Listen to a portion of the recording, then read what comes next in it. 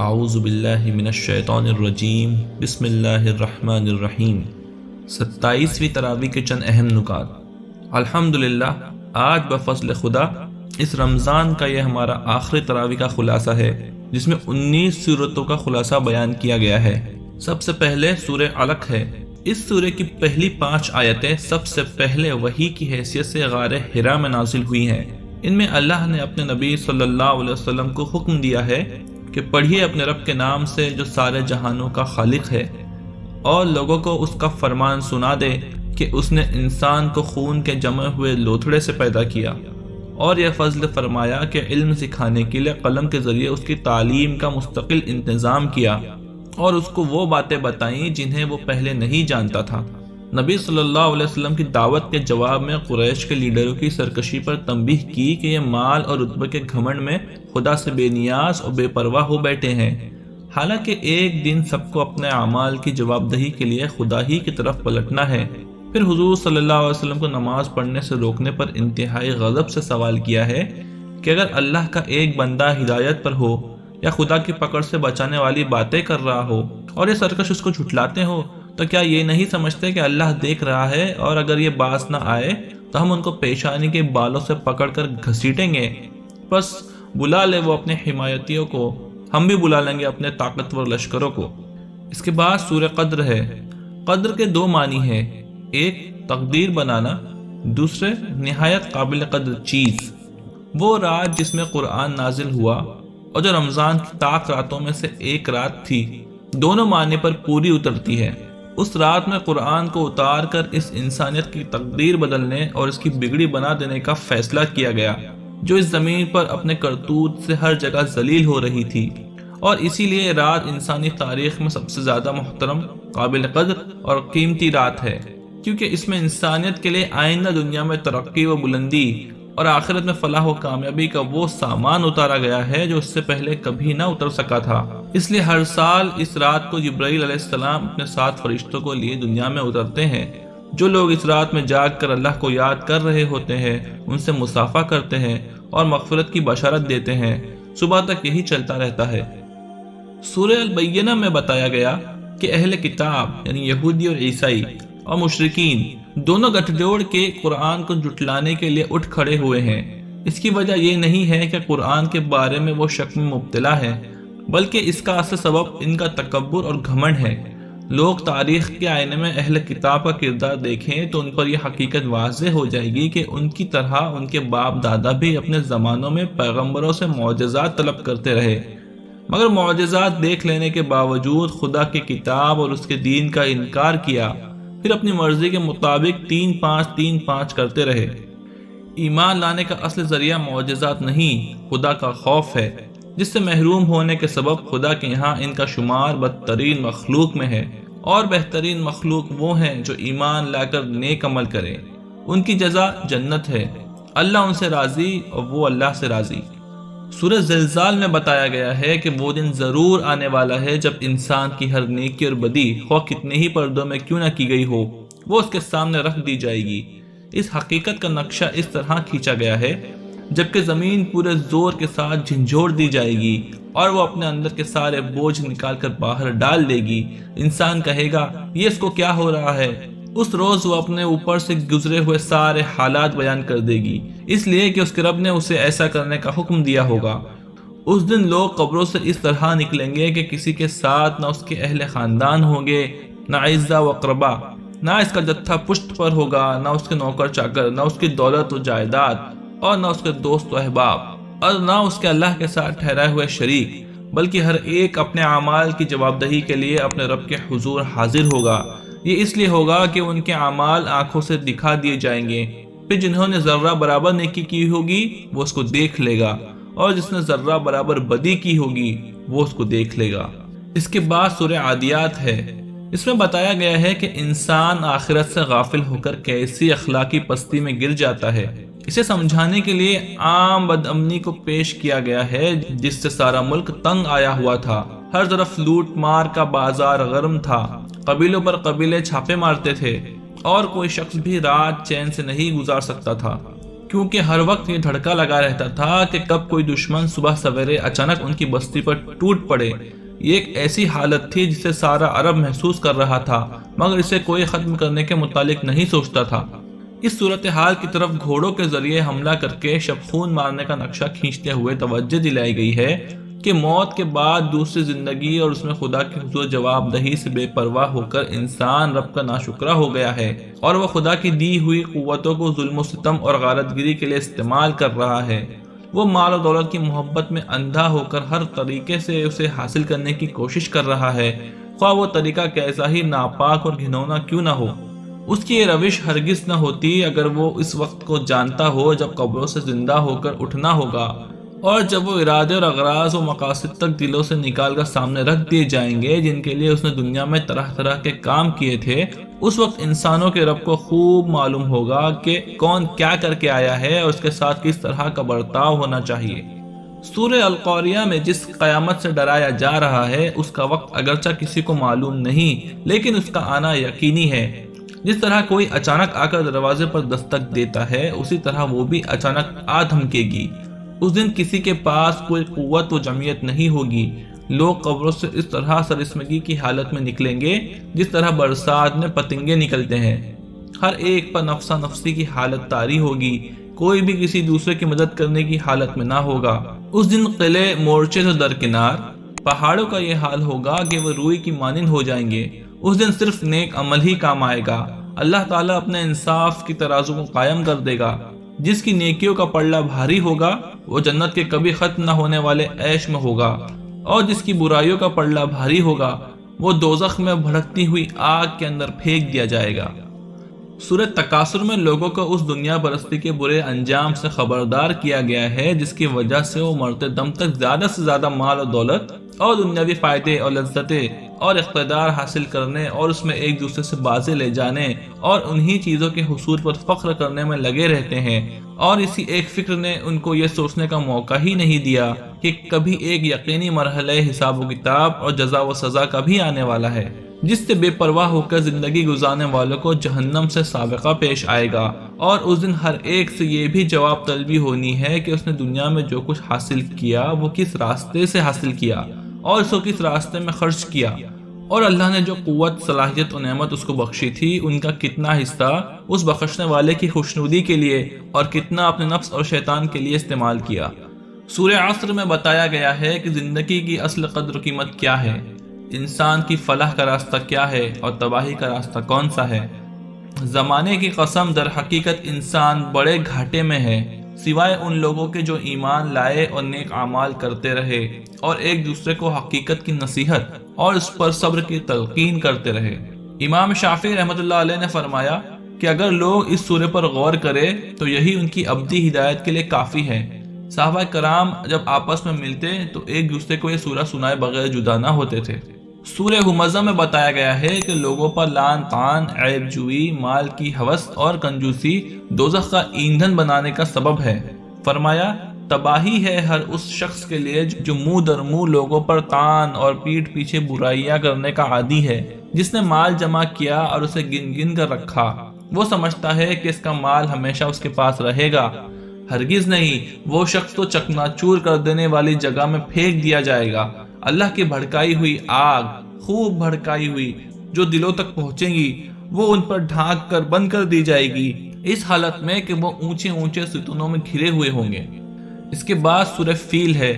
اس سورہ کے ذریعے اللہ نے دین کی مخالفت کرنے والوں کو بتایا ہے کہ اگر دین کی مخالفت اس طرح جاری رہی تو ہاتھیوں سے کعبے کی حفاظت فرمانے والا اللہ تمہیں بھی مزہ چکھا دے گا۔ یعنی ابرہہ کی اس فوج کشی کی طرف توجہ دلائی ہے جو اس نے بیت اللہ کو ڈھانے کے ناپاک ارادے سے 60,000 لشکر کے ساتھ مکہ پر کی تھی، اور ایک بڑی تعداد ان میں ہاتھیوں کی تھی۔ ایک ایسے بھاری لشکر سے عربوں کے لیے مقابلہ ناممکن تھا، اسی لیے ان کے سردار عبد المطلب یعنی آپ صلی اللہ علیہ وسلم کے دادا، انہوں نے دوسرے چند سرداروں کو ساتھ لے کر حرم کعبہ میں کعبۃ اللہ کے غلاف کو پکڑ کر صرف اور صرف خدا واحد سے گڑ گڑا کر مدد کی دعا کی، اور پھر مکہ کی ساری آبادی کو لے کر پہاڑیوں پر چلے گئے۔ اللہ نے ابابیلوں کو بظاہر معمولی کنکریوں کے ساتھ بھیجا، اور ان سے ابرہہ اور اس کا لشکر اس طرح تباہ ہوا کہ اللہ نے اس کا گوشت مکہ کی وادی میں چیلوں، کووں اور گدھوں کو کھلا دیا۔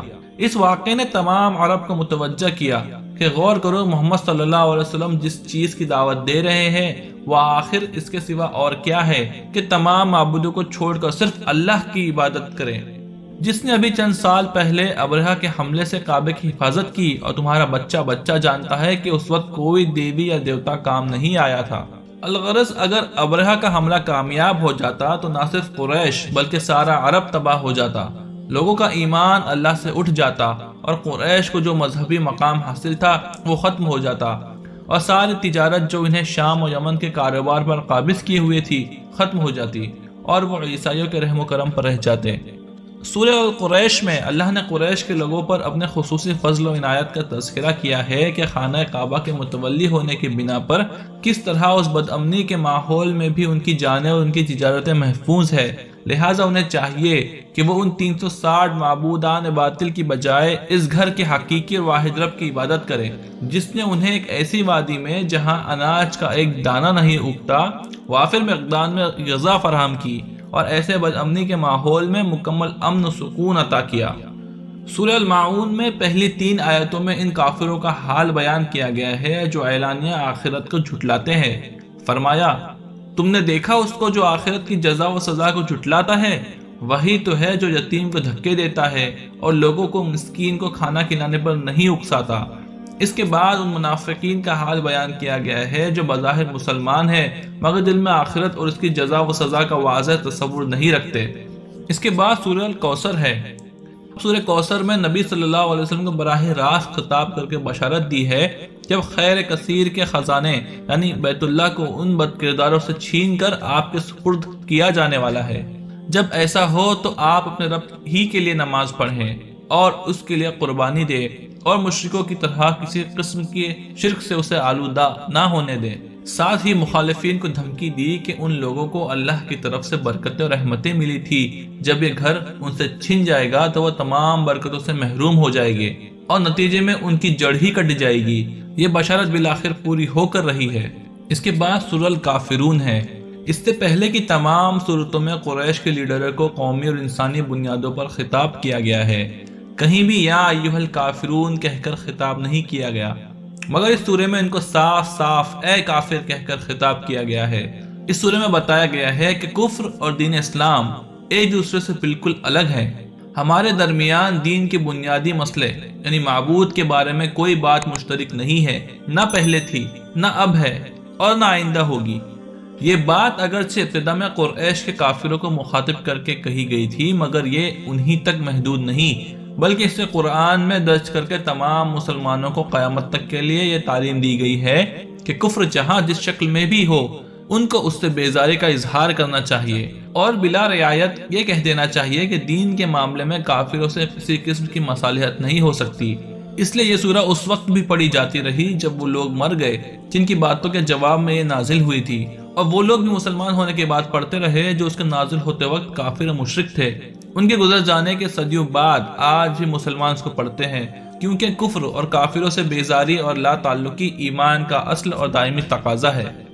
سورہ النصر یہ سورہ حجۃ الوداع کے موقع پر مینا میں نازل ہوئی، اور اس کے بعد حضور صلی اللہ علیہ وسلم نے اپنا وہ مشہور خطبہ ارشاد فرمایا جس میں فرمایا کہ میں نہیں جانتا شاید اس کے بعد تم سے مل سکوں، خبردار رہو، تمہارے خون، تمہارے عزتیں ایک دوسرے پر اسی طرح حرام ہے جس طرح یہ دن اور مقام حرام ہے۔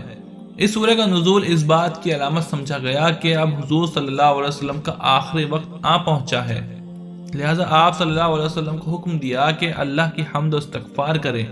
یہ سورہ بتاتی ہے کہ قوموں کے عام رہنماؤں میں اور اللہ کے نبی میں کیا فرق ہوتا ہے۔ عام رہنما اگر اپنے مقصد میں کامیاب ہو جائے تو وہ اور ان کی قوم خوب جشن مناتے ہیں، مگر اللہ کے رسول نے 23 سال کی مختصر مدت میں ایک پوری قوم کے عقیدے، خیالات، عادتیں، اخلاق، رہن سہن، کاروبار اور سیاست کے طریقے، یہاں تک کہ جنگ اور صلح کے اصول و قوانین تک بدل ڈالے، اور جہالت و جاہلیت میں ڈوبی ہوئی قوم کو اٹھا کر اس قابل بنا دیا کہ وہ دنیا کو مسخر کر ڈالے اور عالمی اقوام کی امام بن جائے۔ مگر ایسا عظیم الشان کارنامہ آپ صلی اللہ علیہ وسلم کے ہاتھوں انجام پانے کے بعد آپ کو جشن منانے کا نہیں بلکہ اللہ کی حمد اور تسبیح کرنے اور اس سے مغفرت کی دعا مانگنے کا حکم دیا گیا ہے، اور آپ پوری عاجزی کے ساتھ اس کام میں لگ جاتے ہیں۔ حضرت عائشہ رضی اللہ تعالیٰ عنہا فرماتی ہیں کہ حضور صلی اللہ علیہ وسلم اپنی وفات سے پہلے سبحانک اللہم و بحمدک استغفرک و اتوب الیک، جس کا ترجمہ ہے کہ اے اللہ تو پاک ہے، تیری حمد کرتے ہوئے تجھ سے مغفرت طلب کرتا ہوں اور تیری توجہ کا طالب ہوں، یہ کثرت سے پڑھا کرتے تھے۔ اور حضرت ام سلمہ رضی اللہ تعالیٰ عنہ فرماتی ہے کہ حضور صلی اللہ علیہ وسلم کی زبان مبارک پر آخری زمانے میں اٹھتے بیٹھتے آتے جاتے یہ الفاظ جاری رہتے تھے۔ وہ الفاظ ہے سبحان اللہ و بحمدہ۔ اس کے بعد سورہ لہب ہے۔ سورہ نصر میں مدد اور فتح و غلبے کی بشارت دینے کے بعد سورہ لہب کو رکھا تاکہ معلوم ہو جائے کہ اللہ نے اپنے پیغمبر کو غلبہ دے دیا اور آپ صلی اللہ علیہ وسلم کے دشمن کو برباد کر دیا، اور یہ پیشن گوئی تھی جو ابو لہب کی زندگی میں کی گئی۔ وہ اللہ کے بجائے مال پر بہت بھروسہ کرتا تھا۔ اس نے جنگ بدر میں جنگ پر جانے کی بجائے مال دے کر کرائے کے آدمی کو اپنی طرف سے لڑنے بھیج دیا تھا۔ ایسے لوگ یہاں تک آگے بڑھ جاتے ہیں کہ وہ سمجھنے لگتے ہیں کہ اگر پیسہ ہے تو اس کے ذریعے خدا کی پکڑ سے بھی محفوظ رہیں گے۔ اس سورے میں پیسے کی بے حقیقتی کو بھی واضح کیا گیا ہے کہ وہ اس کے کچھ کام نہ آیا۔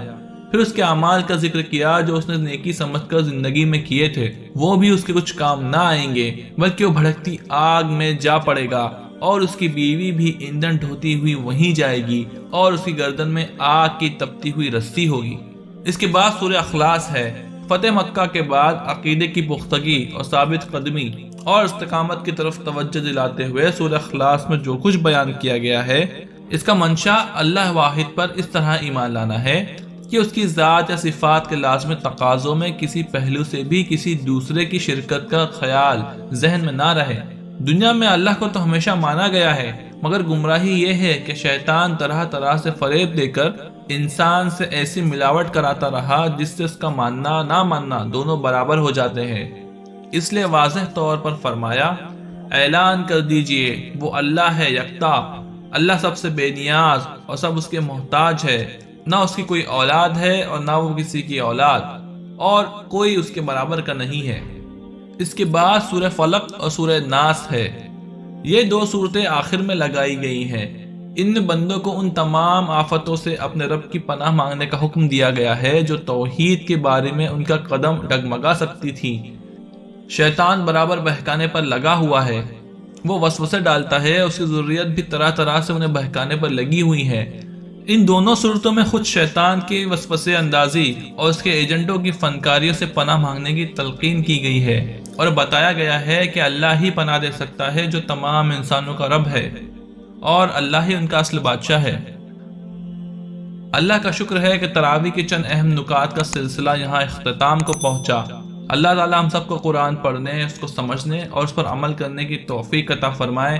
اللہ اس کی برکتوں سے ہمارے شہر، ملک اور عالم اسلام کے حالات تبدیل فرمائے۔ آمین یا رب العالمین۔